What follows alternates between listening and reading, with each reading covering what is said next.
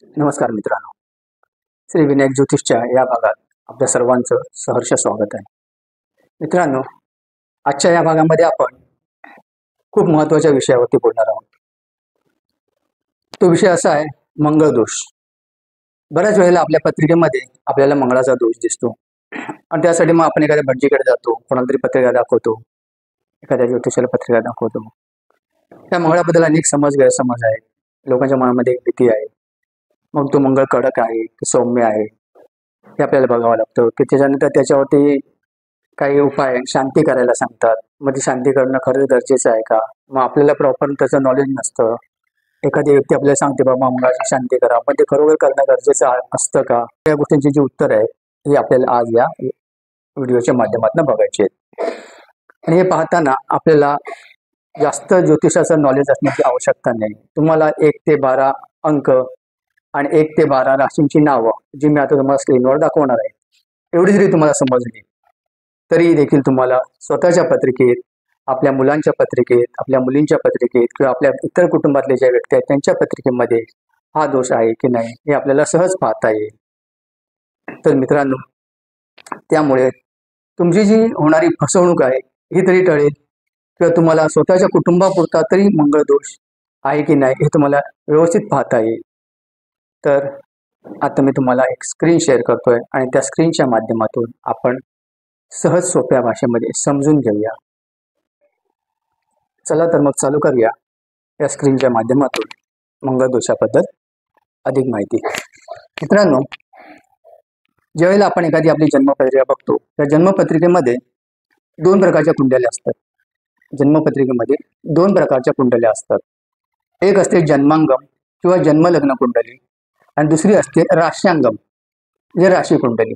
तर आपल्याला काय करायचे आहे, आपल्या पत्रिकेला मंगळ दोष बघताना जी 1 नंबरची जी कुंडली आहे, जन्मांगम जिथे लिहिली आहे किंवा काही ठिकाणी लग्न कुंडली लिहिलेली आहे, ही कुंडली घ्यायची आहे.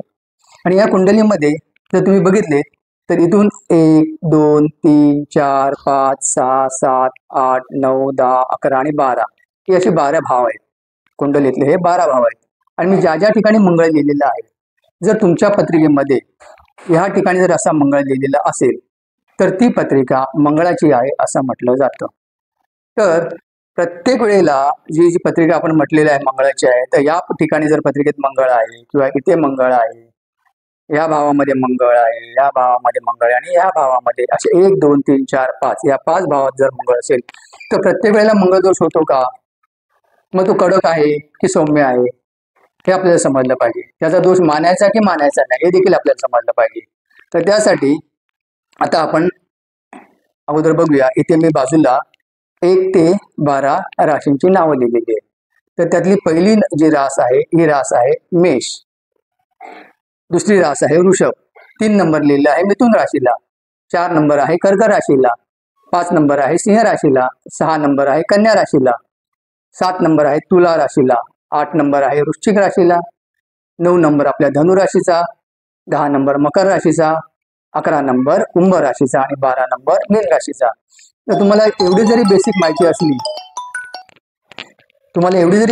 असली की ह्या एकूण 12 राशी आहेत आणि त्यांचे अंक आहेत 1 ते 12. आणि आता ज्यावेळी आपण जन्मलग्न कुंडली बघणार आहोत, तर या जन्मलग्न कुंडलीमध्ये हे जे 5 भाव आहेत, इथे जर मंगळ असेल तर प्रत्येक वेळेला मंगळ होईलच असं नाही, तर त्याला काही ऑप्शन आहेत. मग मंगळ केव्हा मानायचा किंवा मंगळ केव्हा मानायचा नाही, यासाठी तुम्हाला मी आता ही दुसरी कुंडली दाखवतोय. तर ह्या कुंडलीमध्ये, ह्या जन्मलग्न कुंडलीमध्ये जर आपण बघितलं तर इथे बघा, हा जो हे पहिलं स्थान आहे, इथे मी 1 नंबर लिहिलेला आहे. जर तुमच्या कुंडलीमध्ये ह्या लग्न स्थानामध्ये म्हणजे पहिल्या स्थानामध्ये जर 1 नंबर लिहिलेला असेल, असा 1 नंबर लिहिलेला असेल आणि ते मंगळ लिहिलं असेल तर तुमची पत्रिका मंगळाची होत नाही. दुसरी गोष्ट, जर हे जे स्थान जिथे मी 8 नंबर लिहिलेलं आहे, या स्थानामध्ये जर 8 अंक लिहिलेला असेल, 8 अंक म्हणजे बघा तुमच्या इथे मी म्हटलेलं आहे वृश्चिकेचा आहे, म्हणजे वृश्चिक राशीचा मंगळ असेल किंवा 8 नंबरचा जर मंगळ इथे असेल तर तुमची पत्रिका मंगळाची होत नाही. त्यानंतर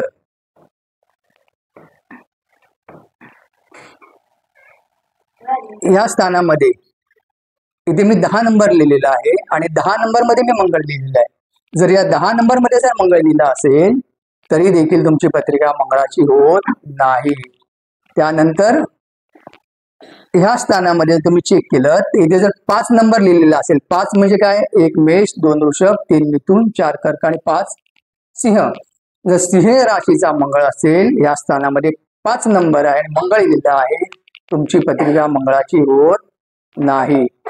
त्यानंतर वरच्या ठिकाणी इथे जे 12वं स्थान आहे, इथे 9 नंबर लिहिलेला आहे आणि जर 9 नंबर मध्ये जर मंगळ लिहिला असेल तर तुमच्या पत्रिकेला मंगळाचा दोष लागत नाही.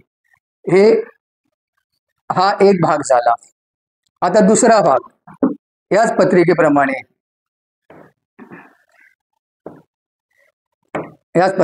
जर आता पुन्हा जर बघितलं तर हे जे प्रथम स्थान आहे, या प्रथम स्थानामध्ये जो मंगळ आपल्याला म्हटलेला आहे 1, 2, 3, 4 आणि 5 ही 5 स्थानं आहेत.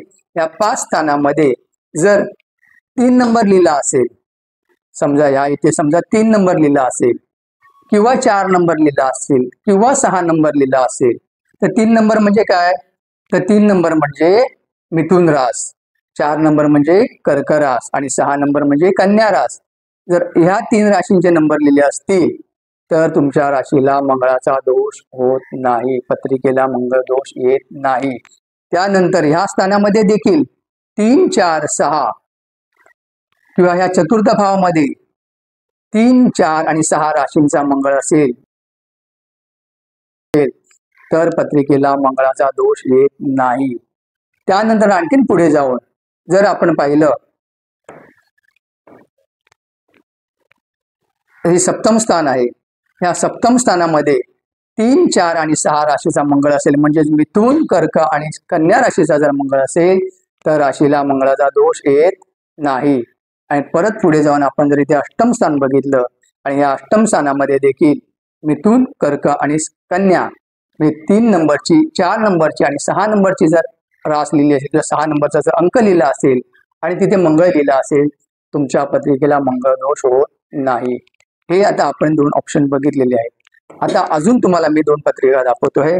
त्यामध्ये जर बघितलं, जर तुमच्या पत्रिकेमध्ये जिथे मंगळ लिहिलेला असेल आणि त्या मंगळाबरोबर रवी लिहिला असेल, आता मंगळाची स्थान तर तुम्हाला माहिती आहे, 1, 2, 3, 4 आणि 5 ही 5 स्थान आहेत. पण ह्या स्थानामध्ये जर मंगळ आहे आणि त्या मंगळाबरोबर जर रवी लिहिलेला असेल, इथे मंगळ रवी लिहिलेला आहे, मंगळ रवी लिहिलेला आहे, मंगळ रवी लिहिलेला आहे, इथे मंगळ रवी आणि इथे मंगळ रवी आहे, तर या 5 स्थानामध्ये मंगळाबरोबर जर रवी असेल तरी तुमच्या पत्रिकेला मंगळाचा दोष होत नाही. पुढे जाऊन जर ह्या मंगळाच्या बरोबर रवी आहेच, पण समजा कधी कधी आता मंगळाच्या अपोजिट ठिकाणी विरुद्ध स्थानामध्ये जर रवी असेल, उदाहरणार्थ समजा इथे आपण मंगळ, इथे नुसतं जर म्हटलं इथे मंगळ आहे पण त्याच्या जर अपोजिट जर इथे जर रवी लिहिला असेल, मंगळ या स्थानात आहे आणि जर या स्थानात जर रवी लिहिला असेल, त्याचा अर्थ या मंगळावरती रवीची पूर्ण दृष्टी आहे, अशा वेळेला मंगळाचा दोष होत नाही. जर तुमच्या पत्रिकेमध्ये इथे जर मंगळ लिहिला आहे आणि रवी समजा तुमचा इथे लिहिलेला आहे, तर मंगळाच्या अपोजिट रवी असल्यामुळे ह्या मंगळाचा दोष होत नाही. त्याप्रमाणे जर तुमचा मंगळ जर इथे अष्टम स्थानामध्ये 1, 2, 3, 4, 5, 6, 7, 8 हे अष्टम स्थान आहे कुंडलीचं, इथे जर मंगळ असेल आणि मंगळाच्या समोर जर इथे रवी लिहिला असेल, अशा वेळेला देखील तुमच्या पत्रिकेला मंगळाचा दोष होत नाही. अजून एक ऑप्शन आहे, ते तुम्हाला मी दुसऱ्या कुंडलीप्रमाणे दाखवतो.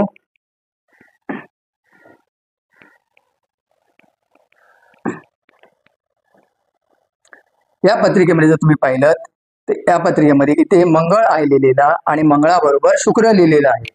म्हणजेच जसं मंगळाबरोबर रवी असताना, रवी म्हणजे राजा आहे, मंगळ हा सेनापती आहे, तर सेनापती नेहमी राजाची आज्ञा पाळतो. म्हणजे मंगळ जो आहे तो राजासमोर त्याचं काय चालत नाही, तसंच राणी समोर पण त्याचं काय चालत नाही, पत्नी समोर त्याचं काय चालत नाही, प्रेयसी समोर त्याचं काय चालत नाही. म्हणजेच जर मंगळ हा शुक्राबरोबर असेल तर ह्या सेनापतीला रागाला प्रेमाने वश करावं लागतं. म्हणून मंगळाबरोबर शुक्र असेल तर पत्रिकेला मंगळाचा दोष होत नाही.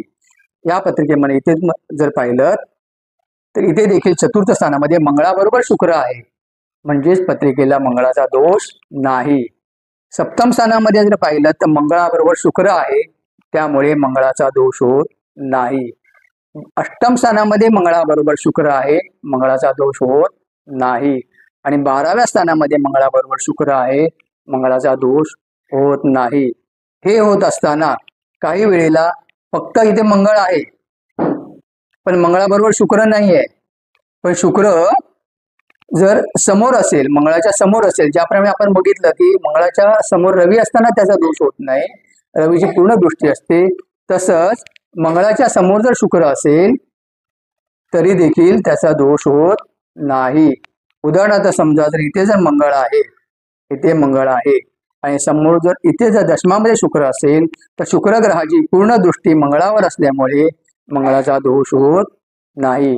मंगळ जर अष्टमात असेल आणि शुक्र धनस्थानात असेल तर शुक्र ग्रहाची पूर्ण दृष्टी मंगळावर असल्यामुळे इथे मंगळाचा दोष होत नाही. अशा रीतीने मित्रांनो, आपण आपल्या पत्रिकेमध्ये, आपल्या मुलांच्या पत्रिकेमध्ये, आपल्या कुटुंबियांच्या पत्रिकेमध्ये जर मंगळ दोष असेल तर अशा रीतीने मित्रांनो, आपण आपल्या कुटुंबातल्या व्यक्तींचा, आपल्या मुलांच्या पत्रिकेतला मंगळ दोष सहज पाहू शकतो. मित्रांनो, ही माहिती खूप महत्त्वाची आहे. आजपर्यंतचे बरेचसे व्हिडिओ तुम्ही शेअर केलेत, बरेच व्हिडिओ तुम्ही शेअर केले नाहीत, पण माझी तुम्हाला एक विनंती आहे की हा जो व्हिडिओ आहे, हा मंगळाच्या बाबतीत, हा तुम्हाला खूप चांगली माहिती देणारा, तुम्हाला खूप चांगली माहिती देणारा व्हिडिओ आहे. तर हा व्हिडिओ तुम्ही आपल्या मित्रांना, नातेवाईकांना, जवळच्या लोकांना जास्तीत जास्त शेअर करा, जेणेकरून त्यांना आपल्या पत्रिकेमध्ये खरोखर मंगळ आहे की नाही याचं पूर्ण ज्ञान भेटेल आणि त्यांची जी होणारी फसवणूक आहे ही टळेल. त्यांचा जो विनाकारण होणारा खर्च आहे हा त्यांना टाळता येईल. मित्रांनो, ही माहिती तुम्हाला जर नक्की आवडली असेल, लाईक, शेअर आणि सबस्क्राईब करायला विसरू नका. धन्यवाद.